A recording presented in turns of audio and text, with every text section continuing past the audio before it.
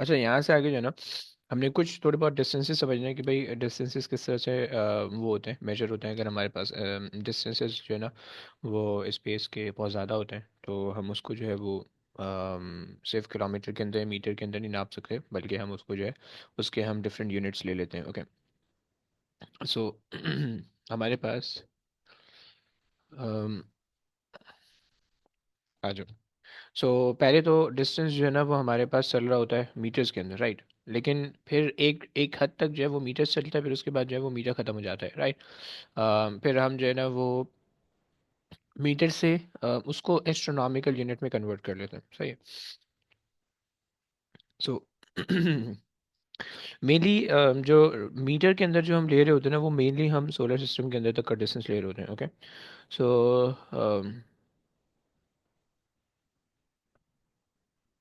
Inside the solar system, right. So हम distance जो है वो मीटर के अंदर ले रहे होते हैं। ओके, सही है। या फिर हम डिस्टेंस जो है ना वो एस्ट्रोनॉमिकल यूनिट के अंदर ले रहे होते हैं, right. Inside the solar system, एक तो हमारे पास ये हो गया, दूसरा हमारे पास है astronomical unit. Astronomical unit, okay. Astronomical unit का सीन ऐसे है कि अस्यूम करो कि तुम्हारे पास जो है ना ये पाथ ऑफ द सन है। अच्छा जी, थिकनेस क्या है इसकी? 5 5 5 5, ओके। सो लेट्स से ये तुम्हारे पास है ना, तुम अज्यूम करो कि this is the path of the sun, सही है। एंड तुम्हारे पास जो है ना साइड में तुम्हारे पास कहीं पे अर्थ है, right. This is your earth, okay. And तुम्हारे पास बीच में तुम्हारे पास जो है वो सन है, सही है। This is your sun, okay, suppose to be bigger, okay. Now अब सन से लेकर अर्थ तक का जो डिस्टेंस होगा ना, सन के सेंटर से अर्थ के सेंटर तक का जो डिस्टेंस होने वाला है, this is going to be one astronomical unit, okay. This distance is going to be one astronomical unit, okay. And one astronomical unit has a value of um, one astronomical unit has a value of basically सन और अर्थ के बीच में separation है वो है, so 1.49 exponent 11, okay. So this is 11 meters, okay. So जब हम जो है हमारा डिस्टेंस बढ़ता जाता है, so हम जो है ना फिर उसको एस्ट्रोनॉमिकल यूनिट के अंदर ले जाते हैं, राइट। और ये बेसिकली हम ये दूसरा डिस्टेंस है जो कि हम जो है वो inside the solar system use कर रहे होते हैं, सही है। अच्छा, फिर अगर हम गैलेक्सीज़ के बीच में और स्टार्स के बीच में जो है ना वो डिस्टेंस इस्तेमाल करें, तो उनके लिए जो है ना वो हम रादर देन एस्ट्रोनॉमिकल यूनिट हम यूज़ करते हैं लाइट ईयर्स, ओके। सो तो हमारे पास जो है तीसरा है वो हमारे पास है light year, okay. Light year का कॉन्सेप्ट ये है कि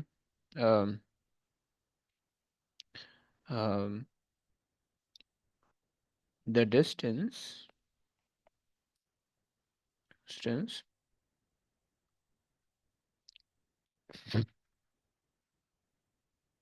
okay, the distance that traveled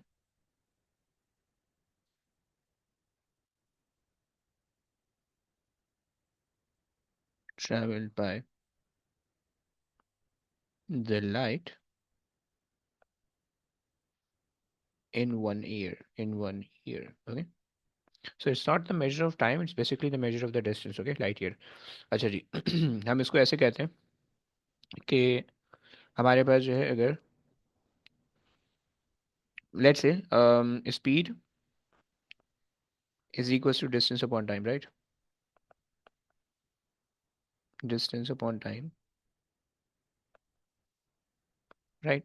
तुम्हें पता है कि लाइट जो है वो 3 एक्सपोनेंट 8 से चल रही होती है, 3 एक्सपोनेंट 8 से ट्रेवल कर रही होती है, राइट। टाइम जो है वो तुम्हारे पास 1 ईयर का है, 365 days, okay. 365 days and 1 day contain 24 hour and 1 hour contain 3600 seconds, okay. So जब तुम इसको मल्टीप्लाई करोगे, you'll get some distance, okay। And उस डिस्टेंस की वैल्यू क्या हो सकती है, को बता सकते हैं please? Anybody?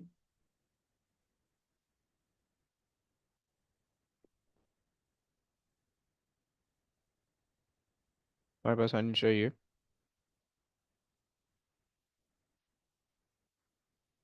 1 light year should be equal to 9.46 exponent 15, okay, meters. So okay, so this is one astronomical unit, okay, one sorry, 1 light year, right? ये आपके पास जो है 1 light year का डिस्टेंस है। अच्छा, और तीसरा, अगर इससे ज़्यादा जो है, मेनली अभी तो ये 3 यूज़ हो रहा है, अगर इसके अलावा एक और भी आ जाता है कि वो हमारे पास है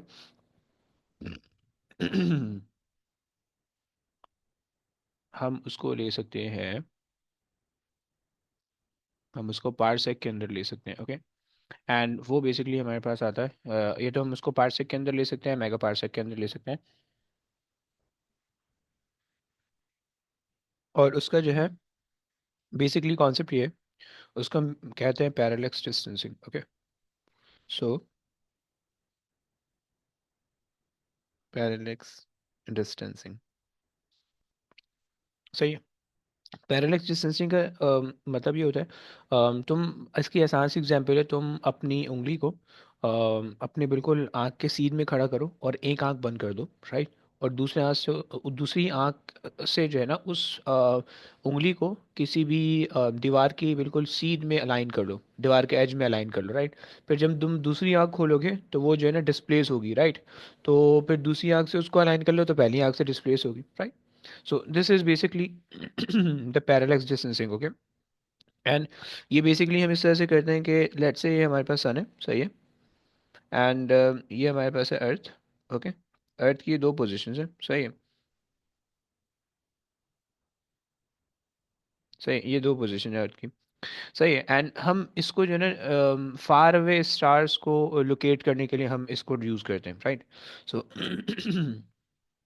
सो हम यूज़ करते हैं, सही। सो अब लेट्स से हमारे पास कुछ स्टार्स हैं वो यहाँ पे हैं, सही है, कुछ स्टार्स हैं वो ये स्टार्स हैं, सही है। अब हम बेसिकली क्या करते हैं कि हम नियर बाय स्टार्स को यूज़ करके हम फार अवे स्टार्स के लिए जो है ना अ, इसको यूज़ कर लेते हैं। लेट्स से भाई हमारे पास ये नियर बाय स्टार है जिसका हमें पता है, राइट। सो अब हम ये करते हैं कि भाई हम एक दफ़ा जो है ना 6 महीने में, लाइक आफ्टर 6 मंथ, जब अर्थ की रोटेशन यहाँ पे आ जाती है, अर्थ की पोजीशन यहाँ पे आती है, हम इसको जो है ना वो कर लेते हैं, राइट। इसके इसके रिस्पेक्ट से इसको देखते हैं, राइट। एंड फिर 6 महीने में एक दफ़ा,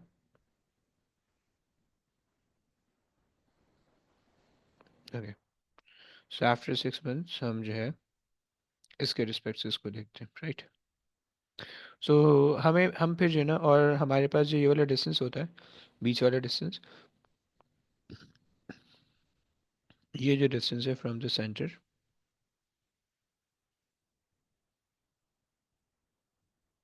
ओके, लाइक दिस, सही है। ये जो हमारे पास डिस्टेंस मिल रहा है, सही।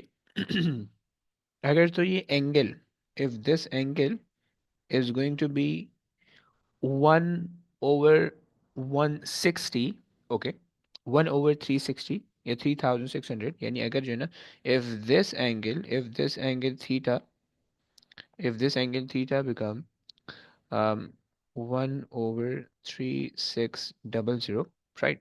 If this angle theta become that much small, right? And क्योंकि तुम सन और अर्थ के बीच में खड़े हो, सो तुम्हारे पास ये वाला जो डिस्टेंस होगा वो तो सेम ही रहेगा, राइट। एस्ट्रोनॉमिकल यूनिट है, राइट। 1 एस्ट्रोनॉमिकल यूनिट है, और ये भी तुम्हारे पास 1 एस्ट्रोनॉमिकल यूनिट है। थोड़ा सा बड़ा लग रहा है, but should be 1 astronomical unit, okay, सही। 1 AU, राइट। सो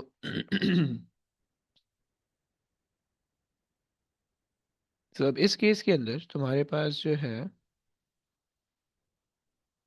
ये तुम्हारे पास हो गया, सही।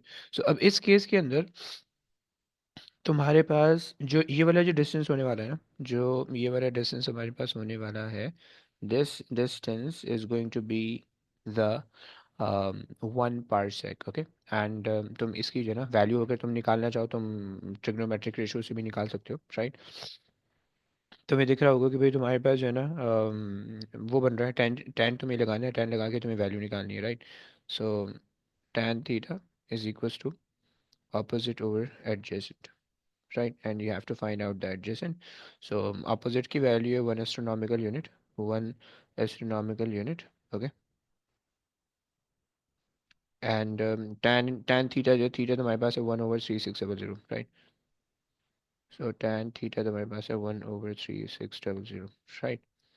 So ऐसा याद रखना, जब भी एंगल की वैल्यू बहुत बड़ी हो जाती है ना, तो साइन ऑफ दैट एंगल या कॉस ऑफ दैट एंगल या टैन ऑफ दैट एंगल वो उसी उसी वैल्यू के बराबर हो जाता है, ओके? सही है? यानी अगर तुम्हारे पास जो है ना बहुत छोटी हो जाती है, सॉरी, अगर जो है ना तुम्हारे पास साइन थीटा जो है 0.0001 है, राइट?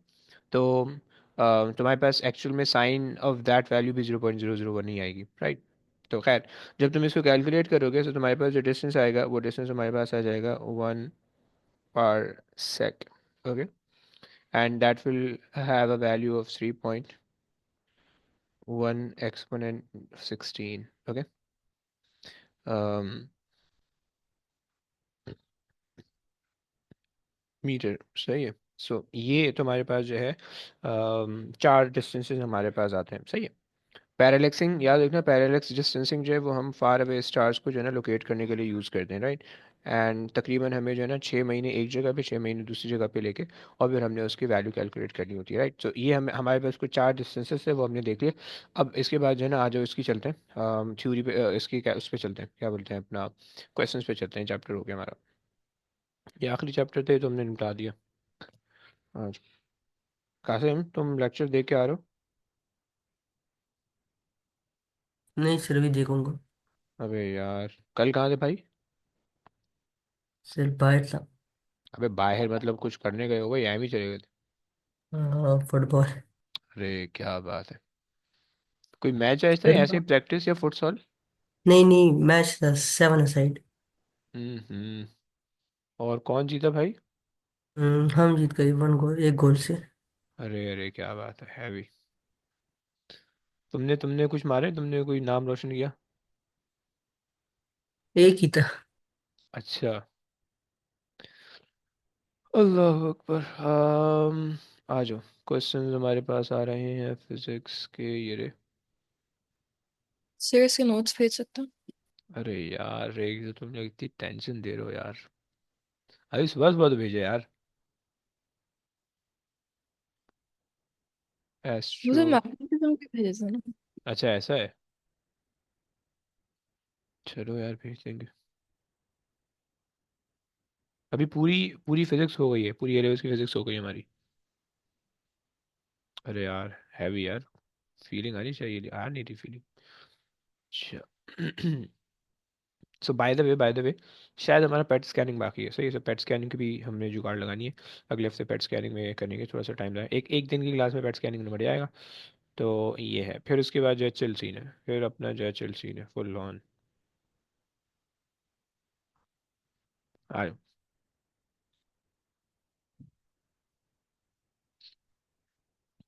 सो अच्छा, ये 2002 से 2006 तक का भी 6 तक में भी था ये टॉपिक, लेकिन उसमें बहुत ज़्यादा चीज़ें और भी इंक्लूडेड थी, राइट? तो वो तो हम सॉल्व नहीं कर सकते।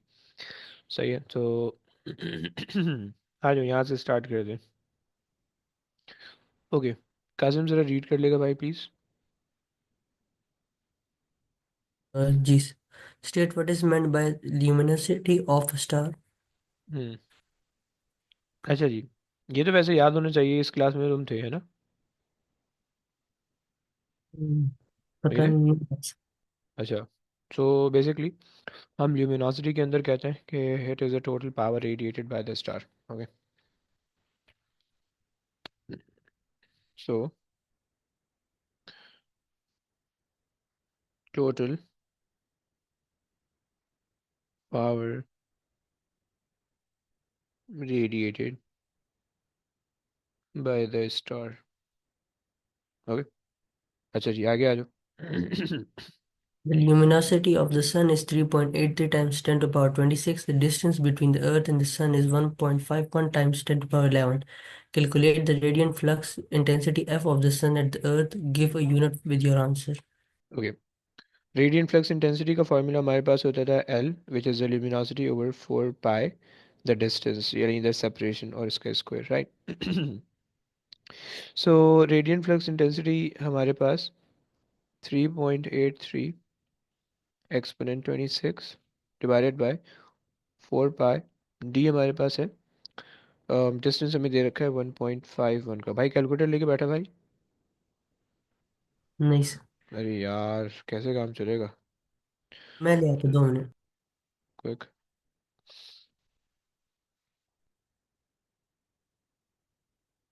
और भी तुम लोग तीनों के पास नहीं है, सारा तुम्हारे पास भी नहीं कैलकुलेटर। नहीं मेरे पास है, मैं करती हूँ। करती हूँ पूछ रही हो यार, शर्म की बात है बहुत यार। सर वेल यूजली जिसका क्वेश्चन होता है वो करता है ना, तो मुझे क्या पता, मैं भी करके। क्या मतलब, भाई सबको करनी होती है कैलकुलेशन जिसका भी क्वेश्चन हो, क्योंकि कैलकुलेशन मुश्किल होती है यार, तुम कैलकुलेटर में डाल के गलती कर सकते हो, बहुत ज़्यादा चांसेस होते हैं। कैलकुलेटर मेरे सामने भी पड़ा हुआ है, मैं भी कैलकुलेट कर सकता हूँ, लेकिन मैं नहीं करता हूँ क्योंकि भाई तुम लोगों को कैलकुलेशन भी सिखानी है।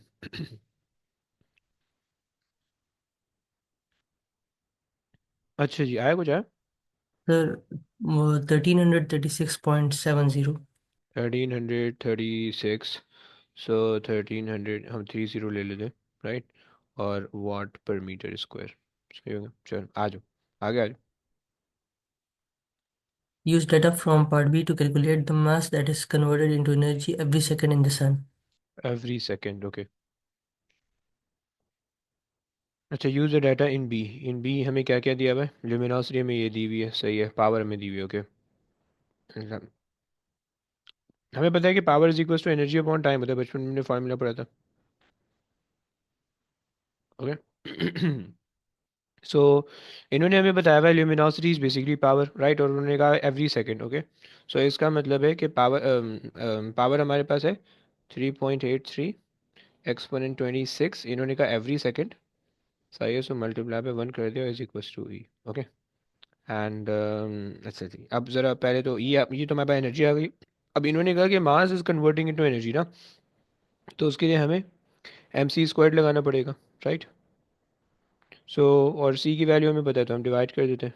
सो 3 exponent 8 whole square, okay. Sorry, ये आ गया। कितनी आती है वैल्यू भाई, बताइए तो प्लीज़।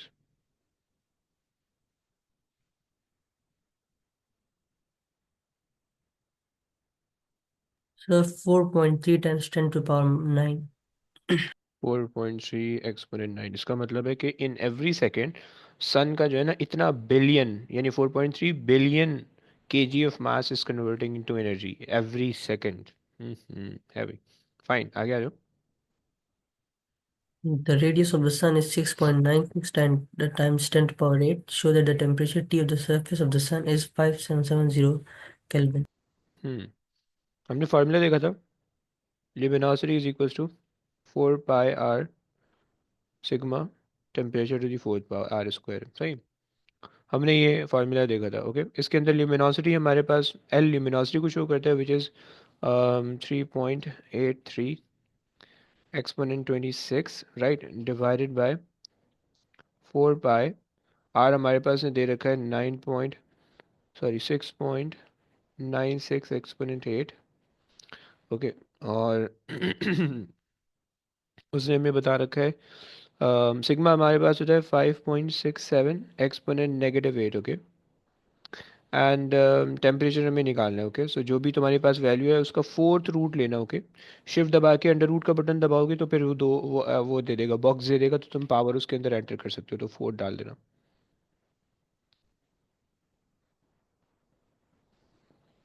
9.37. 9 पॉइंट, ओए, 5,700 करना है। 9.37 क्या मतलब है? 2 minutes.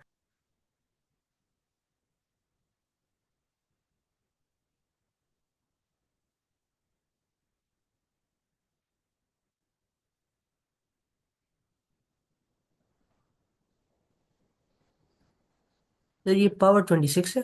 हाँ जी, हाँ जी।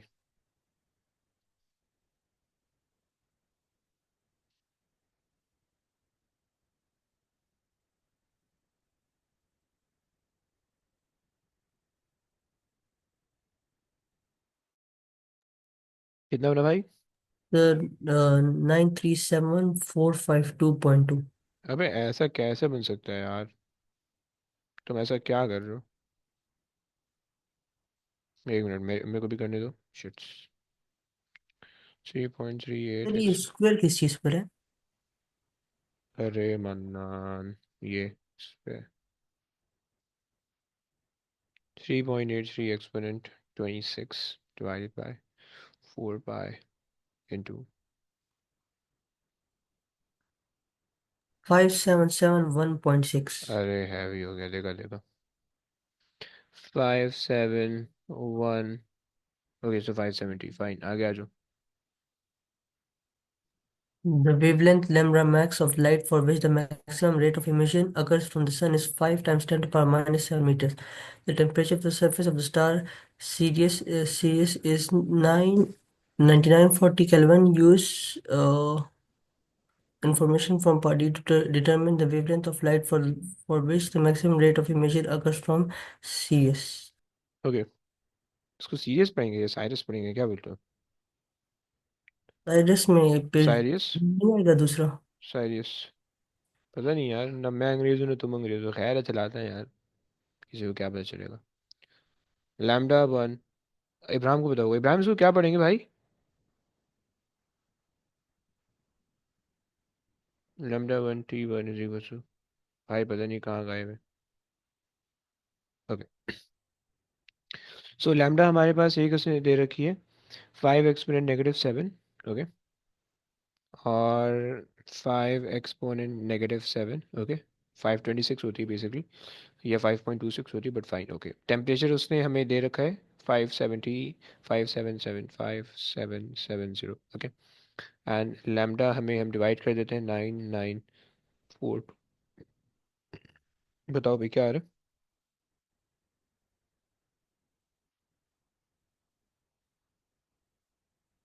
2.9 times 10 to the power minus 7. है? ओके,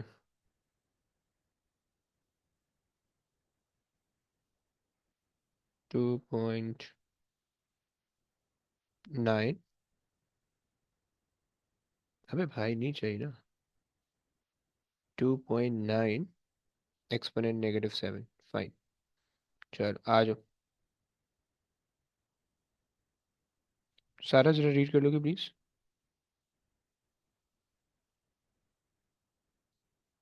सारा, State Wien's displacement law. क्या होता था? Basically, the color of star depends on the surface temperature. ऐसे ही कुछ था। है, कौन बता रहा है ऐसा? मुझे हम्म, इतना याद। अच्छा, चलो। सो हम ये कहते हैं बेसिकली कि, कह सकते हो, द कलर और the wavelength of the star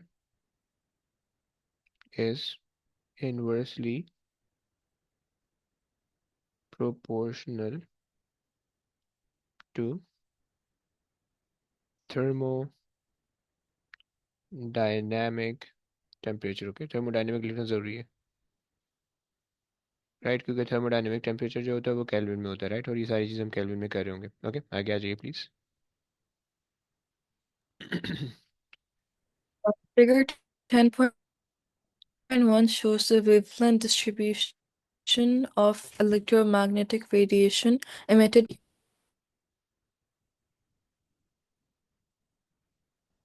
by two stars A and B. Okay fine. कहाँ गई यार, बगैर पढ़े बंद कर दिया mic. The surface temperature of star A is known to be 5,800 Kelvin. Determine the surface temperature of star B. Okay, so maximum wavelength की corresponding temperature आता था, हमें ये पता है, राइट, सो मैक्सिमम वेवलेंथ यहाँ पे बन रही है। सही है, ये एक तो हमें पता चल गया। हमें हमें फार्मूला पता है कि lambda one T1 is equals to lambda 2 T2. Okay, this is the formula that we know. Okay, and T1 हमें बता रखा है इसने 580. Okay, and lambda one, sorry T1 ये था, और उसके कॉरेस्पॉन्डिंग जो लैम्डा आ रहा है वो 0.5 पिको माइक्रोमीटर आ रहा है, सही है. 0.5 exponent -6. Okay, and lambda 2 is going to be this temperature, the max temperature of this star B, and that is point six five, 0.65 exponent -6. Okay, and this is going to be like the temperature is going to be unknown. हम निकाल लेते हैं. अब तो calculate करो यार.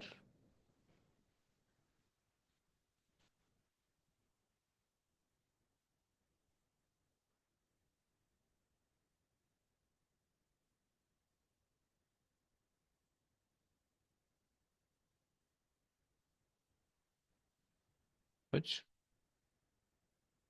Sir, ये 0.6 अच्छा ना. समझिए कि नहीं समझिए.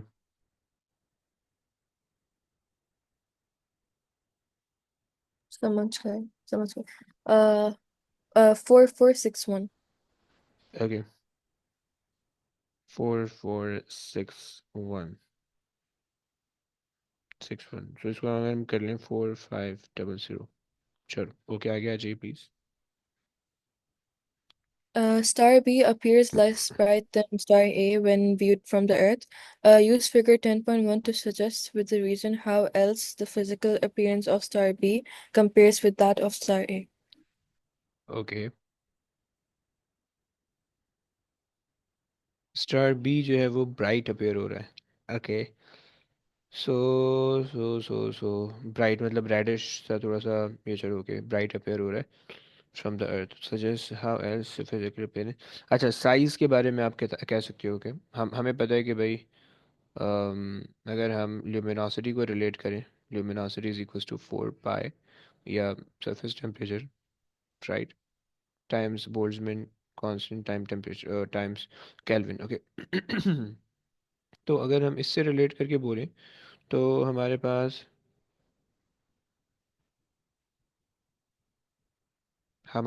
और क्या आ सकता है. ये चलो अपेयरेंस ना, अपेयरेंस, लुमिनोसिटी, अपेयरेंस में एरिया के बारे में हम कर सकते हैं. अगर वेवलेंथ से हमारे पास टेम्परेचर आ रहा है एक्चुअली कम, यानी lesser than this, so appearance की स्मॉलर होगी, साइज स्मॉलर होना चाहिए, क्योंकि और हमारे पास, बल्कि नहीं नहीं, अपेयरेंस हम ये रिलेट कर सकते हैं ना, lambda is inversely proportional to temperature, right. So अगर टेम्परेचर कम आ रहा है सो वेवलेंथ ज़्यादा होगी, और अगर वेवलेंथ ज़्यादा होगी तो इसका मतलब है वो थोड़ा सा रेडिश दिख रहा होगा तुम्हें, राइट. अगर तुम इसकी वेवलेंथ चेक करो तो 0.5 के आसपास आ रही है. 0.5 मीनिंग के 500 नैनोमीटर बन जाएगा. सही है, तो ये तकरीबन सन वन का कुछ है, सही है.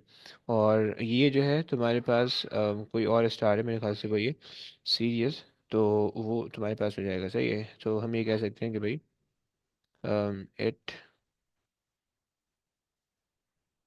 appear reddish, right, as the temperature is smaller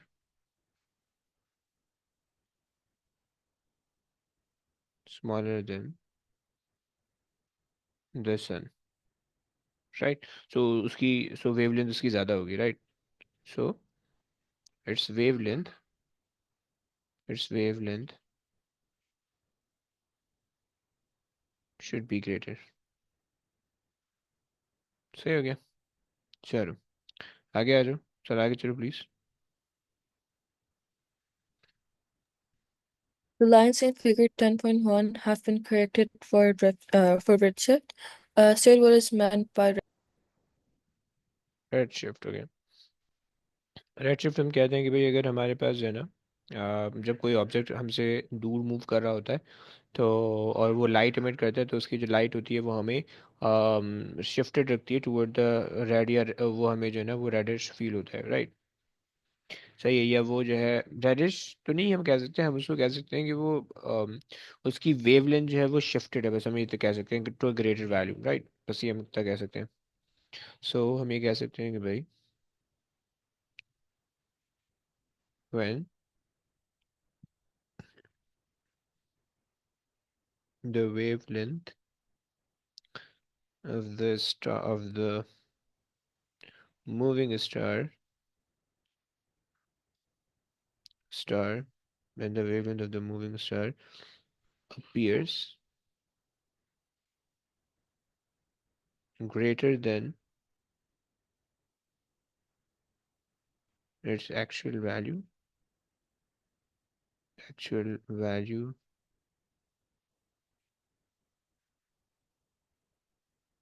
due to the relative motion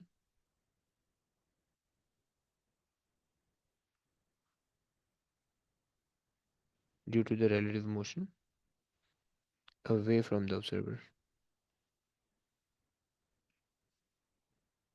okay आगे चलो please. Explain how cosmologists are able to determine the light from a distant star. Sorry, from a distant star that are able to determine that a determine that light from a distant star has undergone redshift. हम्म।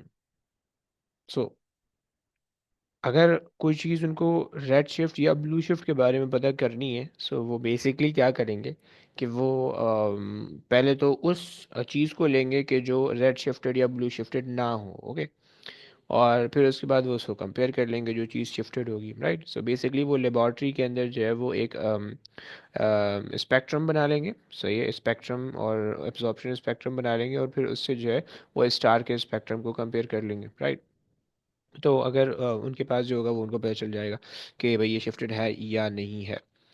तो सही है, तो बस हमारे पास ये कहानी हो जाएगी, राइट। सो हम ये कह सकते हैं कि भाई form the line spectrum in lab and observe the spectrum of the star and compare both of them। सही है, बस ये तुम्हारे पास कहानी सही हो गया, आ जाओ आगे चलते हैं। अच्छा जी, राम रीड कर सकते हो, राम। Sir, हम्म। मैं यस दूसरी यस। क्लास शुरू तो मैं पढ़ सकती यस हूँ। You may. ओके। हाँ बस क्या होते थे भाई, हम ये कहते थे कि the recessional velocity of the star is directly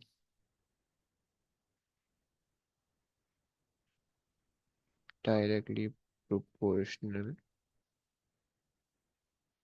to the separation।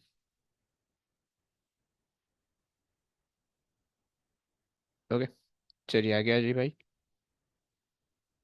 Explain how cosmologists use observation of emission spectra from stars in distant galaxies to determine that the universe is expanding.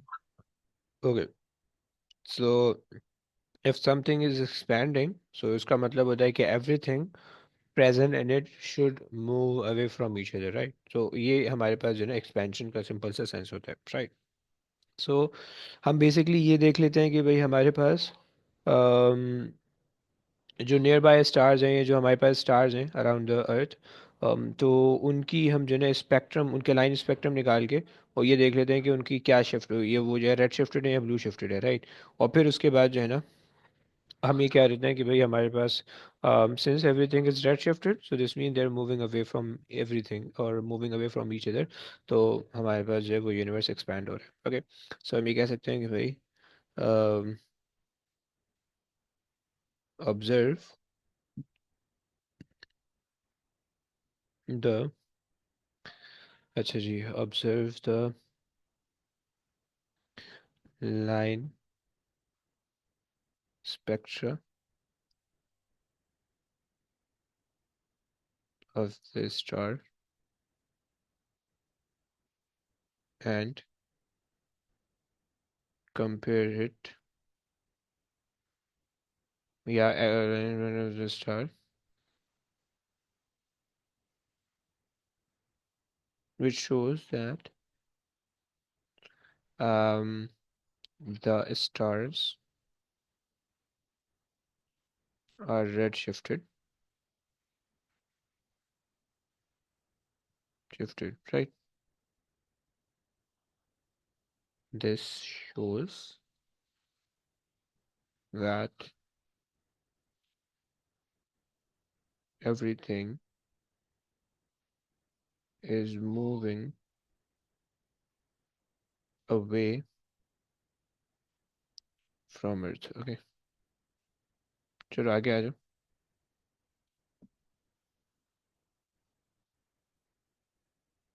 Explain how Hubble's law and the idea of the expanding universe leads to the Big Bang theory of the origin of the universe. Okay, क्या कहोगे? तो क्या है?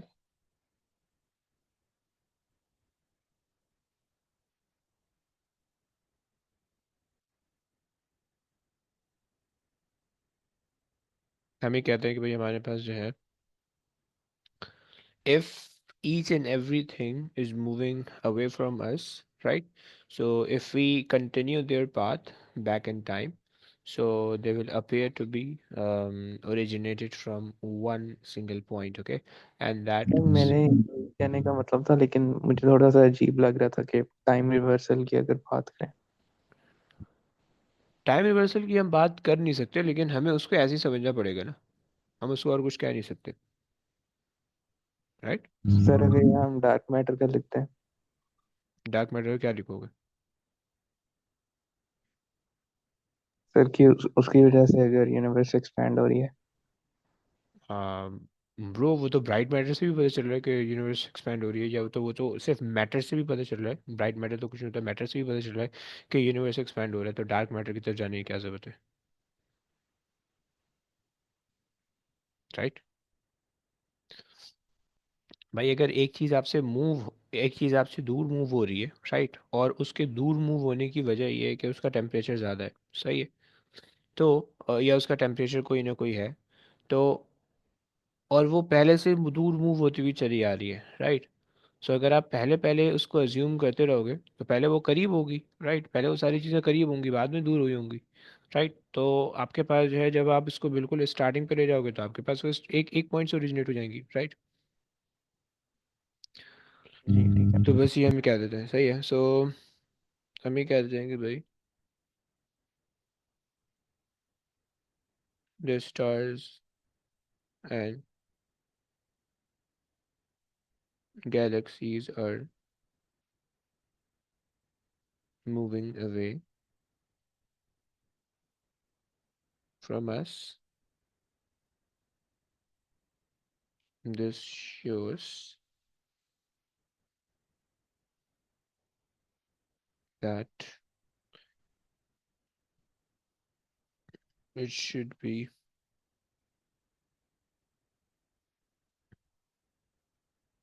closer together.